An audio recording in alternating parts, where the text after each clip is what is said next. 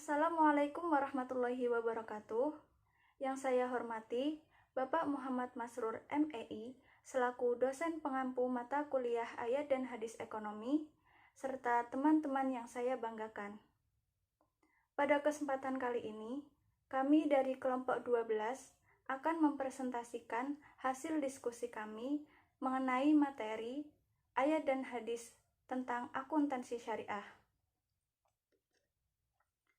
Adapun anggota dari kelompok kami, yaitu yang pertama saya sendiri, Fani Saputri dengan NIM 4320080, yang kedua Menik Widi Artika dengan NIM 4320081, dan yang ketiga Dwi Maisaroh dengan NIM 4320090. Adapun topik materi yang akan kami bahas, yang pertama yaitu pengertian akuntansi, yang kedua konsep akuntansi syariah, dan yang ketiga ayat dan hadis tentang akuntansi syariah. Untuk topik yang pertama yaitu pengertian akuntansi. Pengertian akuntansi dapat dijelaskan melalui dua pendekatan, yaitu yang pertama dari segi prosesnya, dan yang kedua dari segi fungsionalitas. Dilihat dari segi prosesnya, akuntansi adalah suatu keterampilan dalam mencatat, menggolong-golongkan, dan meringkas transaksi-transaksi keuangan yang dilakukan oleh suatu lembaga atau perusahaan, serta melaporkan hasil-hasilnya di dalam suatu laporan yang disebut sebagai laporan keuangan. Sedangkan dilihat dari segi fungsionalitas, sebagaimana dikemukakan oleh Ahmed Belkaoui tahun 1981, akuntansi adalah suatu kegiatan jasa yang berfungsi menyajikan informasi kuantitatif, terutama yang bersifat keuangan, dari suatu lembaga atau suatu perusahaan, yang diharapkan dapat digunakan sebagai dasar dalam mengambil keputusan-keputusan ekonomi di antara berbagai alternatif tindakan. Selanjutnya, pengertian akuntansi syariah. Akuntansi syariah merupakan ilmu akuntansi atau akuntabilitas segala aset-aset dan aktivitas ekonomis suatu bisnis individu ataupun kelompok atau perusahaan yang bersumber hukum Al-Quran dan As-Sunnah untuk mencapai kekayaan atau kemakmuran yang sebenarnya atau falah. Akuntansi syariah ada dua versi. Yang pertama, akuntansi syariah yang secara nyata telah diterapkan pada era di mana masyarakat menggunakan sistem nilai Islami, khususnya pada era Nabi Muhammad SAW, Khulafaur Rasyidin, dan pemerintah Islam lainnya. Yang kedua, akuntansi syariah yang saat ini muncul dalam era di mana kegiatan ekonomi dan sosial dikuasai oleh sistem nilai kapitalis yang berbeda dari sistem nilai Islam.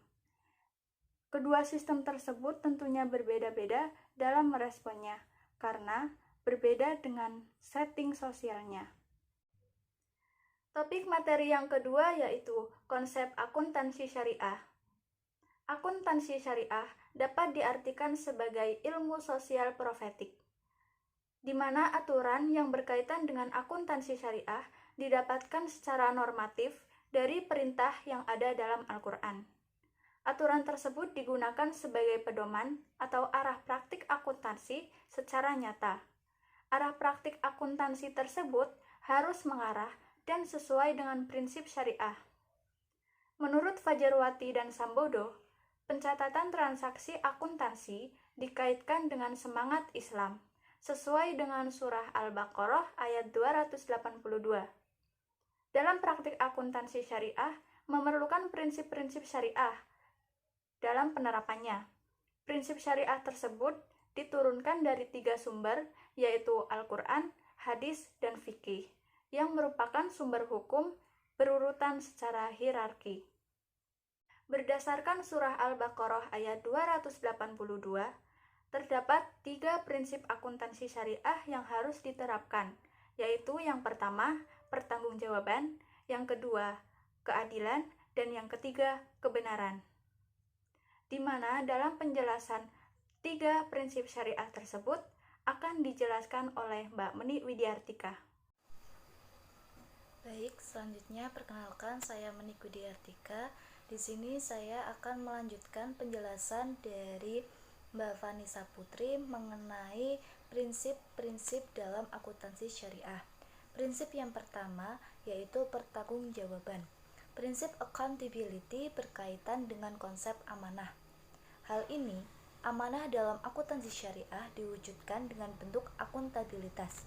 Dalam perspektif Islam, ketika melakukan sebuah transaksi yang dilakukan oleh seorang pelaku, maka harus mengutamakan hubungan antara manusia dengan Sang Tuhan. Prinsip ini telah dijelaskan dalam ayat-ayat di dalam Al-Quran yang dimana di dalamnya membahas mengenai pertanggungjawaban manusia sebagai khalifah di bumi. Menurut Hanifah dan Harahap tahun 2008, amanah dalam akuntansi adalah amanah dalam melakukan jual beli dan jasa secara halal sesuai dengan ketentuan Allah Subhanahu wa taala. Kemudian, prinsip akuntansi syariah yang kedua yaitu keadilan.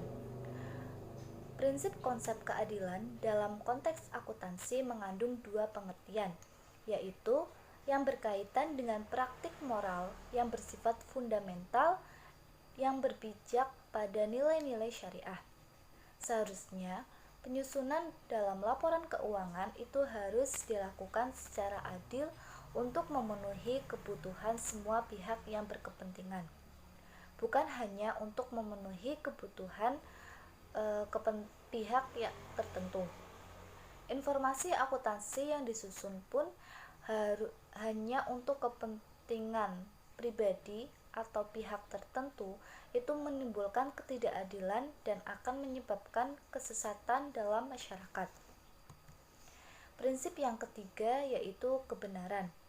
Konsep kebenaran ini telah diperintahkan oleh Allah dan dijelaskan dalam Quran Surat Al-Baqarah ayat 282 yang di dalamnya menyatakan bahwa Allah memerintahkan untuk melakukan penulisan secara benar atas setiap transaksi selama melakukan kegiatan muamalah. Pembahasan yang ketiga mengenai ayat dan hadis tentang akuntansi syariah.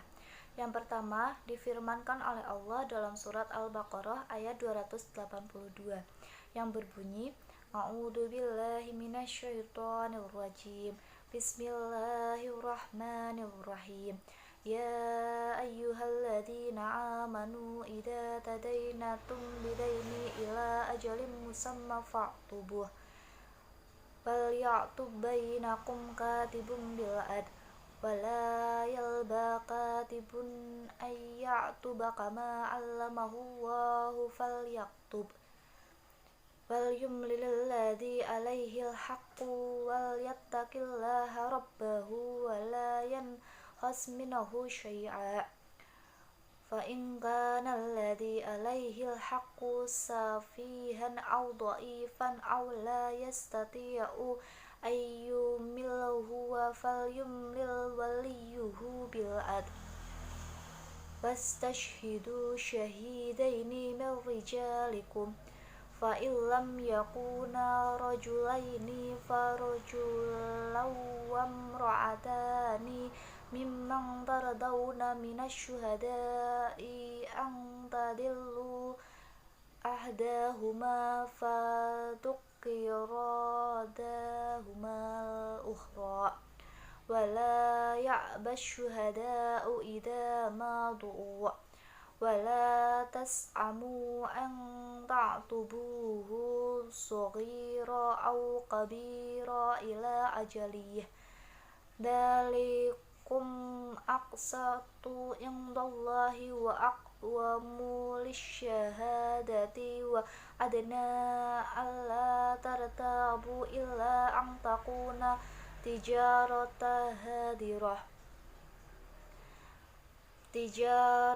hadirata tadirunaha bainikum falaisa 'alaikum junahun alla ta'tubuha wa ashhidu idza tabaya'tum wa la yudarra katibun wa la syahid wa in taf'alu fa innahu fusuqum bikum wattaqullah wa yu'allimukumullah wallahu bikulli syai'in alim.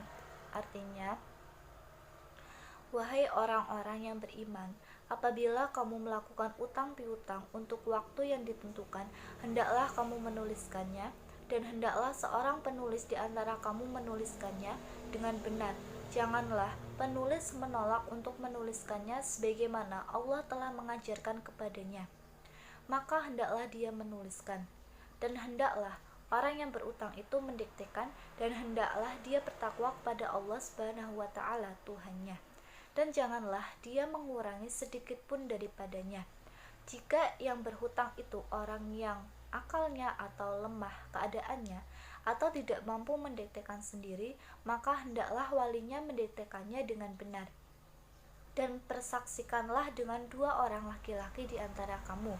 Jika tidak ada saksi 2 orang laki-laki, maka boleh seorang laki-laki dan 2 orang perempuan di antara orang-orang saksi dari para saksi yang ada. Agar jika ada seorang yang lupa, maka seorang lagi mengingatkannya. Dan janganlah saksi-saksi menolak apabila dipanggil. Dan janganlah kamu bosan menuliskannya untuk batas waktu orang utang itu kecil maupun besar. Yang demikian itu lebih adil di sisi Allah, lebih dapat menguatkan kesaksian dan lebih mendekatkan kamu kepada ketidakraguan, kecuali jika hal itu merupakan perdagangan tunai yang kamu jalankan di antara kamu, maka tidak ada rasa dosa bagi kamu jika kamu tidak menuliskannya. Dan ambillah saksi apabila kamu berjual beli, dan janganlah penulis dipersulit juga begitu saksi. Jika kamu lakukannya demikian, maka sungguh hal itu suatu kefasikan pada kamu, dan bertakwalah kepada Allah. Allah memberi pengajaran kepadamu, dan Allah Maha mengetahui segala sesuatu. Korelasi Quran Surat Al-Baqarah ayat 282 dengan akuntansi. Jika yang berhutang itu orang yang lemah akalnya atau lemah keadaannya, atau dia sendiri tidak mampu mengimlakan, maka hendaklah walinya mengimlakan dengan jujur. Dan persaksikanlah dengan 2 orang saksi dari orang-orang lelaki di antaramu. Jika tak ada 2 orang lelaki, maka boleh seorang lelaki dan 2 orang perempuan dari saksi-saksi yang kamu ridhoi, supaya jika seorang lupa, maka yang seorang mengingatkannya. Janganlah saksi-saksi itu enggan memberi keterangan apabila mereka dipanggil, dan janganlah kamu jemu menulis hutang itu, baik kecil maupun besar, sampai batas waktu membayarnya. Quran Surat Al-Baqarah ayat 284. Bismillahirrahmanirrahim. Lillahi ma fis samawati wa ma fil ard. Wa in tubdu ma fi anfusikum aw tukhfuhu yuhasibkum bihillah. Fayaghfiru liman yasha'u wa yu'adzibu man yasha'. Wallahu 'ala kulli syai'in qadir. Yang artinya, milik Allah lah apa yang ada di langit dan apa yang ada di bumi. Jika kamu nyatakan apa yang ada di dalam hatimu atau kamu sembunyikan, niscaya Allah memperhitungkannya tentang perbuatan itu bagimu. Dia mengampuni siapa yang Dia kehendaki dan mengazab siapa yang Dia kehendaki. Allah Maha Kuasa atas segala sesuatu. Korelasi Quran Surat Al-Baqarah ayat 284 dengan akuntansi. Allah Subhanahu wa Ta'ala memberitakan bahwa kepunyaannya lah kerajaan langit dan bumi, serta apa yang ada padanya yang ada di antara keduanya. Dia mengetahui semua yang ada di dalamnya, tiada yang samar baginya. Semua hal yang tampak dan yang tersembunyi, serta yang tersimpan di dalam hati sekalipun, sangat kecil dan sangat samar. Allah Subhanahu wa Ta'ala memberitahukan pula bahwa Dia kelak akan melakukan hisab atau perhitungan terhadap hamba-hambanya atas semua yang telah mereka lakukan dan mereka sembunyikan di dalam hati mereka. Karena itulah, ketika ayat ini diturunkan, para sahabat merasa keberatan dan takut terhadap apa yang disebutkan oleh ayat ini, serta takut terhadap hisab Allah yang akan dilakukan atas diri mereka menyangkut semua amal perbuatan mereka yang besar dan yang sekecil-kecilnya.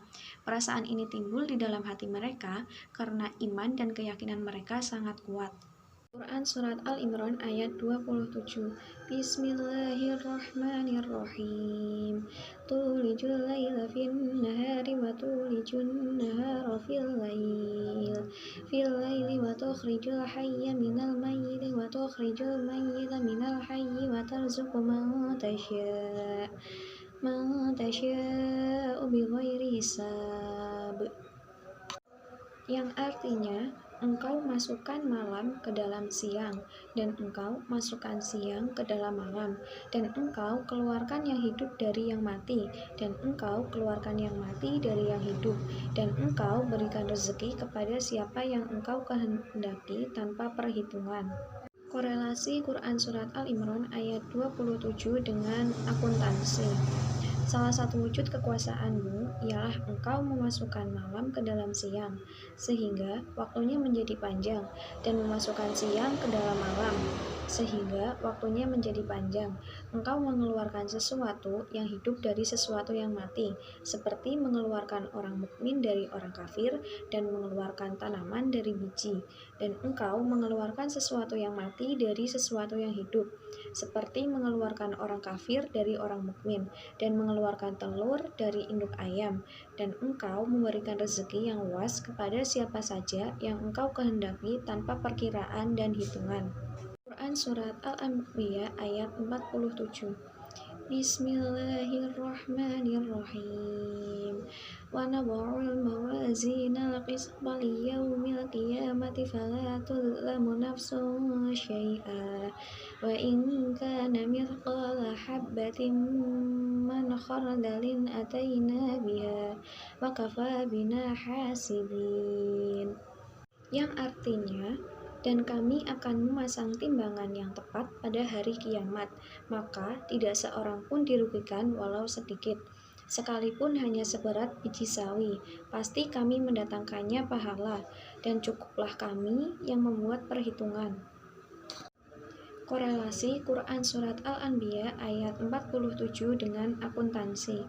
Allah mengabarkan keadilannya ketika menghisap makhluknya pada hari kiamat, ketika meletakkan timbangan amal yang adil dan akurat, sehingga tidak ada seorang pun yang terzalimi atas amalannya, baik itu orang beriman maupun orang kafir, meski amalan yang dikerjakan itu seberat semut kecil dari kebaikan atau keburukan.